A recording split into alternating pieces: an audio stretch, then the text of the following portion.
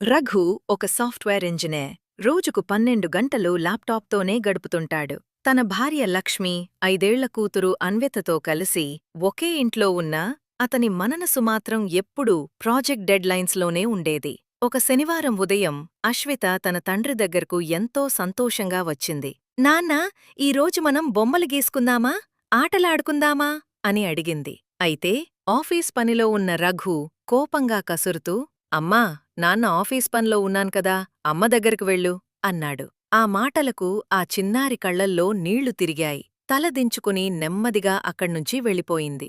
రాత్రి పని ముగించుకుని రఘు ఆ పాత డైరీని తెరిచిచూశాడు. అది తను చిన్నప్పుడు రాసుకున్న డైరీ. అందులో ఒకచోట తన తండ్రి గురించి ఇలా రాసి ఉంది: ఈరోజు మా నాన్న నన్ను పార్కుకు తీసుకెళ్లారు. నాకోసం ఐస్ క్రీం కొన్నారు. నేను చాలా సంతోషంగా ఉన్నాను. నాన్నే నా హీరో. చదవగానే రఘు గుండె భారమైంది.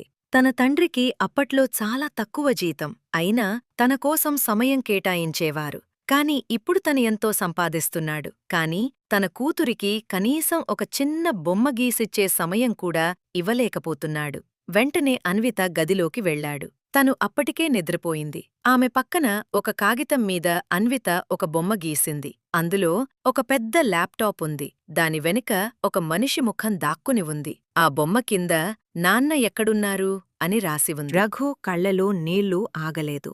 మరుసటి రోజు ఆదివారం. రఘు తన ఫోన్ ఆపివేశాడు. ఉదయాన్నే అన్వితను నిద్రలేపి, రామ్మా, ఈరోజు మనం ఇద్దరం కలిసి బొమ్మలు గీద్దాం, పార్కుకు వెళ్దాం అన్నాడు. అన్విత కళ్లలో వచ్చిన ఆ మెరుపు, ఆ చిన్నారి నవ్వు రఘుకు తన ప్రమోషన్ కంటే మిన్నగా అనిపించింది. మనం సంపాదించే డబ్బు సౌకర్యాలను ఇస్తుంది, కాని మనం ఇచ్చే సమయం మాత్రమే బంధాలను నిలబెడుతుంది.